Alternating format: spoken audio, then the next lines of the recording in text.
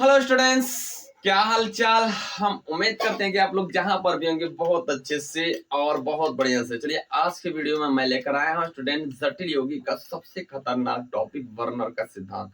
जी हाँ स्टूडेंट, ये ऐसा टॉपिक है जो बोर्ड के एग्जाम में कई बार पूछा गया और इनसे कई बार क्वेश्चन आता भी और कई बार आएगा भी। तो आइए मैं इन कंसेप्ट को लेकर कितने आसान तरीका से इस वीडियो में आया हूँ जो आपके लिए बहुत ही यूजफुल होगा। तो मैं इस कंसेप्ट को ज्यादा देर ना करके आसान तरीका से आप लोग के सामने पेश करूंगा। आइए सबसे पहले स्टार्ट कर देते हैं। तो चलिएगा देखिएगा, सबसे पहले हमारा छोटा इंपॉर्टेंट क्वेश्चन क्या है भाई, वर्नर का सिद्धांत। यहाँ पर एक चिन्ह बना लो इंपॉर्टेंट, ये कि जितना कह सके उतना ही इंपॉर्टेंट है। क्या है इंपॉर्टेंट क्वेश्चन? वर्नर का सिद्धांत।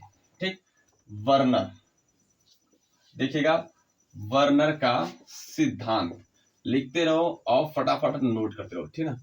सिद्धांत, किसी कोई दिक्कत?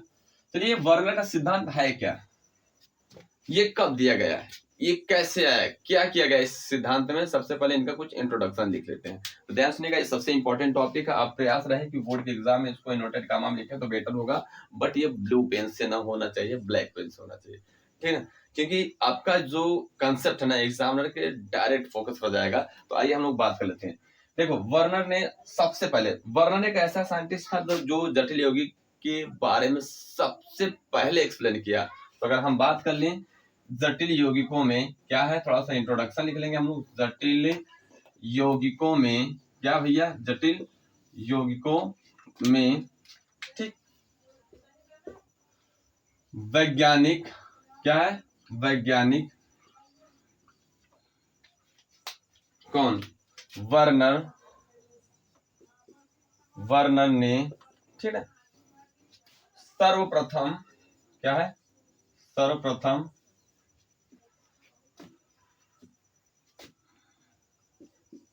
गुण व संरचना, अगर बात करें संरचना, ठीक है ना, संरचना को समझने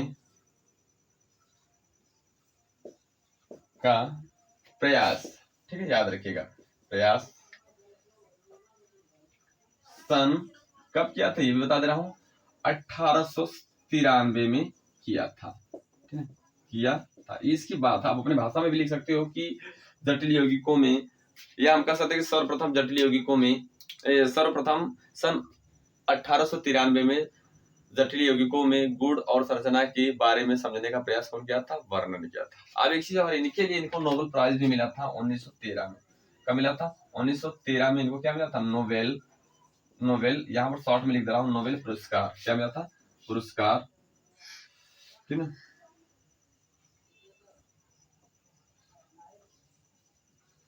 ठीक है, पुरस्कार क्या दिया, मिला था, ठीक है, मिला था। चलो बस शॉर्ट में लिख दे रहा हूँ, आप लिख लीजिएगा अपने हिसाब से बोर्ड के एग्जाम में। ये इनका थोड़ा सा इंपॉर्टेंट चीज है। और एक चीज और बता दे रहा हूँ, ये सबसे मान लो फर्स्ट पॉइंट लिख देना और यहाँ पर सेकंड पॉइंट लिख देना कि वर्नर को ही जटिल यौगिक का जनक कहा जाता है। सबसे खतरनाक बात है यहाँ पर, वर्नर जो साइंटिस्ट है ना, इनको वर्नर जो साइंटिस्ट है, वर्नर को जटिल यौगिक क्या है भाई, जटिल यौगिकों का क्या क्या बोलते रहिएगा, जटिल यौगिकों का जनक कहा जाता है। क्या कहा जाता है? जनक कहा जाता है। देखो अगर ये वर्नर सिद्धांत पूछ दिया ना जाता है तो सबसे पहले ये चीज जरूर लिख देना, जिससे नंबर ज्यादा उठने की संभावना। देखो जहां तक मेरा एक्सपीरियंस है ना, मैंने इस तरह अपने टाइमिंग जब पढ़ा था 12th में, तो इस तरह ज्यादा एक्सपीरियंस, इस तरह ज्यादा लिखने का प्रयास करता था और ज्यादा करता था नहीं, ज्यादा किया था, जिसके अकॉर्डिंग नंबर मिला था बहुत ज्यादा, ठीक है। तो एक बार मैं बता दे रहा हूँ, ध्यान सुनिएगा, ये थोड़ा सा आपका इम्प्रेस करने का लॉजिक है। अगर वर्नर का सिद्धांत पूछ दिया तो आप इतना जरूर लिख देना ब्लैक पेन से, या हो सके तो ब्लू से लिखना, लेकिन जहां पर वर्ड जैसे साइंटिफिक वर्ड आ रहे हैं, वर्नर और सन आ रहा है, नोबेल पुरस्कार आ रहा है, तो इनको ब्लैक से जरूर लिखना, ठीक है। अब ये इतना इनका नमूना था। अब उसके बाद हम चलेंगे, क्योंकि भाई वर्नर सिद्धांत ने अगर दिया तो क्या दिया, आइए उनके बारे में हम चलते हैं, तब तक इसको लिख लो। चलिए अब हम लोग लिखते हैं वर्नर का सिद्धांत। भाई है क्या, देखिए बुक में अलग अलग, बुक में अलग अलग किताब में ना अलग अलग तरीका से दिया है वर्नर का सिद्धांत। इस वीडियो में मैं इतना आसान तरीका से आप लोग को समझाऊंगा जो एक बार देखने पर पूरा आपको कंसेप्ट याद हो जाएगा, ये मेरी पूरी गारंटी है 100% की। तो आइए मैं बता दे रहा हूँ कि भाई ये है क्या एक्चुअल, वर्णन ने क्या किया था, क्या ऐसा लॉजिक अपनाया था। तो देखो ध्यान सुनिएगा, वर्णन ने जटिल यौगिक के बारे में क्या बताया था कि भाई अगर कोई जटिल यौगिक है उसमें जो केंद्रीय धातु परमाणु है ना, वह ऑलरेडी दो प्रकार की संयोजकता के द्वारा संतुलित होता है। बस अब देखो इनके अंदर कौन कौन सी बात आएगी उनको हमको समझना है। ध्यान सुनिएगा, इस कंसेप्ट को सुन लो, आप आसान तरीका से लिख सकते हो। चलिए अब हम लोग समझ लेते हैं कि भाई वर्नर का सिद्धांत है क्या है। सबसे इंपॉर्टेंट कंसेप्ट है जो पेपर में सॉल्व करना उसको कैसे लिखा जाएगा, तो ये कंसेप्ट हम लोग समझेंगे।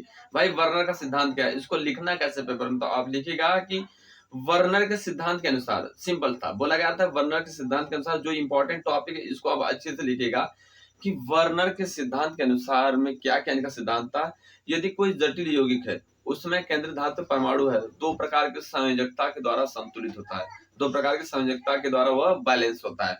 अब वो दो प्रकार संयोजकता क्या होता है, पहला संयोजकता होता है ना भाई, सबसे इंपॉर्टेंट है प्राथमिक संयोजकता, और दूसरा संयोजकता है द्वितीयक संयोजकता। यानी जटिल यौगिक में वर्नर ने बताया था कि भाई कोई जटिल यौगिक है उसमें जो केंद्र धातु परमाणु है वह ऑलरेडी दो प्रकार के संयोजकता प्रदर्शित करता है, पहला होता है प्राथमिक संयोजकता और दूसरा होता है द्वितीयक संयोजकता। क्लियर। अब प्राथमिक संयोजकता जो होता है ना, क्या होता है प्राथमिक संयोजकता, ध्यान सुनिएगा, प्राथमिक संयोजकता ऑलरेडी जो होता है ना कौन देते हैं और द्वितीयक संयोजकता कौन देता है उनके बारे में हम लोग क्लियर करना। तो मैं एक बार और बता दे रहा हूँ, पूरे जटिल यौगिक में केंद्र धातु परमाणु जो होता है दो प्रकार की संयोजकता के द्वारा संतुलित होता है, पहला होता है प्राथमिक संयोजकता और दूसरा होता है द्वितीयक संयोजकता। आइए हम लोग देखते हैं प्राथमिक संयोजकता और द्वितीयक संयोजकता क्या होता है। तो यहाँ पर लिखा गया है, क्या लिखा गया है कि जटिल यौगिक में केंद्र धातु जो होता है सीएम में वो दो प्रकार के संयोजकता के द्वारा संतुलित होता है। क्लियर। आपको इस तरह लिखना पड़ेगा, पहला होता है प्राथमिक संयोजकता और दूसरा क्या होता है द्वितीयक संयोजकता। प्राथमिक संयोजकता, अभी एक एक टॉपिक पढ़ेंगे। प्राथमिक संयोजकता यानी हम इसके बारे में भी टच कर रहे हैं। तो प्राथमिक संयोजकता क्या होता है, लिखा गया कि प्राथमिक संयोजकता में कौन कौन आते हैं, भाई ये ऋणावेशित होते हैं, ऑलरेडी क्या होते हैं ऋणावेशित होते हैं, और ये कोष्टक के बाहर लिखे जाते हैं। जब भी लिखे जाएंगे कोष्टक के बाहर, जैसे एग्जांपल अगर हम बात करें, यहाँ पर एक हमारा कंपाउंड CO और बीच में लिखा गया Cl2, उसके बाद यहाँ पर NH3 लिखा गया है और बड़े बॉक्स में हम 5 कर दें, सॉरी 4 कर दें, उसके बाद फिर यहाँ पर लिख दें Cl। तो देखो इन पूरे जटिल यौगिक में ना जो द्वितीय प्राथमिक संयोजकता है जो प्रदर्शित कर रहा है बड़े बॉक्स के बाहर कौन है, Cl है। तो ये हमारा क्या कर रहा है, प्राथमिक संयोजकता को प्रदर्शित करेगा सीएमए के लिए, यानी केंद्र धातु परमाणु के लिए। तो वर्णन ने क्या बोला कि जटिल यौगिक में जो सीएमए होता है केंद्र धातु परमाणु होता है दो प्रकार से संयोजकता को प्रदर्शित करता है, पहला होता है प्राथमिक संयोजकता और दूसरा होता है द्वितीयक संयोजकता। अब प्राथमिक संयोजकता के बारे में हम लोग डिस्कस करेंगे। तो प्राथमिक संयोजकता में कौन कौन होते हैं, क्या उनकी क्वालिटी होती है, ज्यादा कुछ नहीं, आप 4-5 क्वालिटी याद कर लो जो बोर्ड के एग्जाम में लिख दो। तो पहला क्या था, ये इनका नेचर कैसा होता है, भाई ये ऋणावेशित होते हैं, ऑलरेडी क्या होते हैं ऋणावेशित होते हैं। दूसरी बात, इनको बड़े कोष्टक के बाहर या कोष्टक के बाहर लिखा जाता है। तो ये जो बड़ा बॉक्स दिख रहा है आपको इधर बाहर लिखा गया है, यही हमारा है प्राथमिक संयोजकता। आ रहा समझ में। और नेक्स्ट क्या कि आयन देते हैं, ऑलरेडी इनको तोड़ेंगे तो यही आयन देते हैं, ये क्या देते हैं भाई आयन देंगे। और सबसे इंपॉर्टेंट चीज है कि इनको जब हम एक्सप्लेन करेंगे अकॉर्डिंग टू वर्नर कंसेप्ट, इनको क्या डॉट डॉट लाइन यानी बिंदुदार रेखा के द्वारा प्रदर्शित किया जाएगा, यही होता है प्राथमिक संयोजकता। बात समझ में आई, यस या नो, क्लियर। तो समझ में आ गया। अब हमारा ये जो कंसेप्ट है इसको आप जल्दी से लिखो, फिर हम इसके बाद चलते हैं द्वितीयक संयोजकता पर।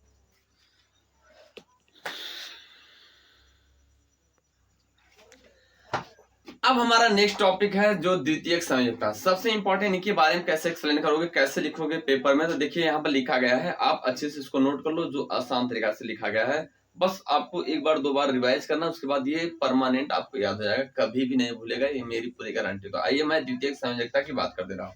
तो देखिए यहाँ पर लिखा गया ना कि भाई द्वितीयक संयोजकता यानी जटिल यौगिक में जो केंद्र धातु परमाणु वो दो प्रकार संयोजकता देता है। तो प्राथमिक के बारे में हम लोगों ने एक्सप्लेन कर लिया, उसके बारे में नोट डाउन भी कर लिया। अब हमारा द्वितीयक संयोजकता, यहाँ पर लिखा गया द्वितीयक संयोजकता, लिखा गया ना कि ये जटिल यौगिकों में कोष्टक के बाहर कोष्टक के अंदर लिखा जाता है, वो कहाँ लिखा जाता था, बाहर। यानी अगर कोई जटिल यौगिक, जैसे यहाँ पर लिख रहा हूँ CO और यहाँ पर लिख दिया Cl और फिर क्या लिखा गया था NH3, फिर बड़े बॉक्स के अंदर छोटे बॉक्स के बाहर क्या लिखा है 4, उसके बाद यहाँ पर Cl।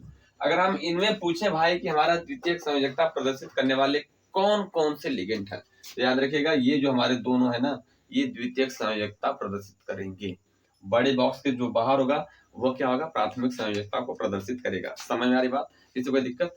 अब नेक्स्ट बोला गया कि ये आयन नहीं देते हैं। एक्चुअल में ये जो होता है ना, बड़े बॉक्स के जो अंदर होता है भैया, वो आयन नहीं देगा, वो टूटेगा ही नहीं, तो आयनित नहीं होते, अर्थात द्वितीयक संयोजकता आयनित नहीं होते हैं, आयन को नहीं देते हैं। नेक्स्ट हमारा क्या, जटिल यौगिक में समन्वय संख्या। यानी अगर हम बात करें तो जटिल यौगिक में जो समन्वय संख्या को बताता है, कोऑर्डिनेशन नंबर को बताता है, वो होता है हमारा कौन, वह कौन होता है, द्वितीयक संयोजकता। अगर हम कह दें कि भाई जटिल यौगिक में इसकी समन्वय संख्या कितनी है, तो 6 है, 4 ये है, 2 ये, तो इनका समन्वय संख्या कौन बता रहा है, बड़े बॉक्स के अंदर जो वही बता रहा है। तो जो द्वितीयक संयोजकता होता है वो समन्वय संख्या को बताता है। क्लियर, किसी को दिक्कत। अब नेक्स्ट हमारा क्या है, इनको हम ना अगर स्ट्रक्चर से बताया जाएगा इसका भी, इनको जो है ना हम लोग सतत रेखा के द्वारा, यानी एक सीधी लाइन के द्वारा लिखेंगे। क्या लिखेंगे, सीधी रेखा के द्वारा हम लिखेंगे। और नेक्स्ट, प्राथमिक संयोजकता से ये क्या होता है, ज्यादा प्रबल होता है। ऑलरेडी मजबूती भाई है, ये हमारा आयनित हो जा रहा है, ये आयनित नहीं हो रहा, जिसका मतलब रीजन है कि ये मजबूत होगा तभी तो आयनित नहीं हो रहा है। और इसी और बड़े बॉक्स के अंदर जो है ना भाई, ऑलरेडी मजबूत ही होता है। तो ये हमारा द्वितीयक संयोजकता की कहानी, यही है वर्नर का सिद्धांत। किसी को कोई डाउट हो तो कमेंट बॉक्स में लिखो। क्लियर हो गया कि नहीं, यस या नो। तो आइए हम लोग अब इनके बारे में दो कंपाउंड को सॉल्व करते हैं, फिर आसान तरीका से हम लोग चलते हैं। चलो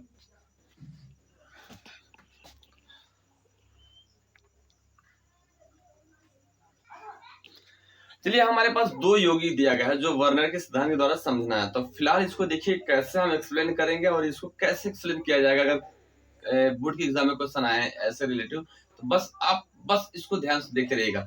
ये भाई यहाँ पर देखो कैसा किया गया है, एक हमारा जटिल यौगिक यहाँ पर दिया गया है और एक जटिल यौगिक यहाँ पर दिया गया है। इसको वर्नर के सिद्धांत के द्वारा समझना है, तो आप कैसे एक्सप्लेन करोगे, ध्यान सुनिएगा। देखिएगा, आप पहले डिसाइड कर लो कि इस पूरे जटिल यौगिक में हमारा द्वितीयक संयोजकता कौन देगा। तो देखो, बड़े बॉक्स के जो बाहर होगा वो ऑलरेडी द्वितीयक संयोजकता देगा, इतनी बात क्लियर हुआ। अब उसके बाद बड़े बॉक्स के जो अंदर होगा वो ऑलरेडी कौन सा संयोजकता प्रदर्शित करता है, प्राथमिक संयोजकता को प्रदर्शित करेगा। तो बड़े बॉक्स के अंदर जो है प्राथमिक संयोजकता को प्रदर्शित करेगा। अब इनको कैसे लिखना है, तो देखो इसका स्ट्रक्चर होगा एक्चुअल में CO बीच में कर लो, और कितना यहाँ पर है, प्राथमिक द्वितीयक संयोजकता कितना है, देखो 5 हुई है, और कितना है, एक इधर बना लो भाई, चलो इधर कर लेता हूँ Cl, देखो ये भी है Cl, उसके बाद NH3 हो गया, फिर NH3 कर लो, उसके बाद क्या हो जाएगा, यहाँ पर NH3 कर लो, उसके बाद फिर यहाँ पर NH3 कर लो। अब बचा कितना, Cl 2 है यहाँ पर, बड़े बॉक्स के बाहर कितना Cl है, 2। तो देखो यहाँ पर अब हम बड़े बॉक्स वाले को एक तो यहाँ लिख देंगे ऐसे डॉट डॉट डॉट डॉट, फिर एक डॉट डॉट डॉट Cl, बस हो गया वर्नर का सिद्धांत। यही एक्सप्लेनेशन। क्लियर। और नेक्स्ट, अब इसको एक्सप्लेन करना भाई, तो कैसे हो जाएगा, देखो बड़े बॉक्स के अंदर कितने लिगेंड है, यहाँ पर 4 ठो ये है, और यहाँ पर कितना, 1 मिनट, यहाँ पर थोड़ा सा रॉन्ग हो जाएगा, इसको 2 करना होगा और यहाँ पर 1 करना होगा। ठीक, सही। चलो देख लो, क्योंकि 6 चाहिए, सामान्य संख्या है, कोबाल्ट कितना चाहिए, 6। तो देखो 5 1 6, यहाँ पर क्या हो गया, 4 ठो अमोनिया हुआ, तो 2 ठो क्लोरीन हुआ, ऑलरेडी 6 हो गया। ठीक, चलो अब बात कर लेते हैं हम इसकी, बात करेंगे क्या हो जाएगा, कोबाल्ट हम बीच में कर लेंगे। अब उसके बाद उदासीन लिगेंड कितना है, प्राथमिक द्वितीयक संयोजकता कितने प्रदर्शित कर रहे हैं, 1 ये और 8। यहाँ पर देखो 5 बना लो, 6, तो 1 ठो लिख दो, यहाँ पर 5 हुआ, 1 इधर लिख दो, NH3। आप इसको किसी भी एंगल में लगा सकते हो, कोई दिक्कत नहीं है, ठीक है। Cl लिख दो, फिर यहाँ पर चलो लिख दे रहे हैं हम, Cl लिख दे रहे हैं, फिर NH3 हो गया भाई, 6 हो गया कि नहीं, NH3 हो गया। अब बचा कितना, 1 ठो Cl, तो एक Cl को कहीं कहीं कहीं मतलब कौन सा है, प्राथमिक को हम इस तरह लिख देंगे। यही है वर्नर का सिद्धांत, यही है वर्नर का सिद्धांत, ठीक है। इसको इस तरह लिख दोगे बस। अरे बस आप इसी तरह सॉल्व करते रहिएगा बोर्ड के एग्जाम में। अब उसके बाद हम लोग नेक्स्ट वीडियो मिलेंगे जो बैलेंस बॉन्ड थ्योरी के लिए, और वो सबसे इंपॉर्टेंट है, उनसे क्वेश्चन कैसे सॉल्व किया जाएगा उसको भी लेकर आएंगे इजी तरीका से। बस ध्यान देखिएगा, ये पूरी गारंटी लेता हूँ कि आपको कंसेप्ट आ जाएगा।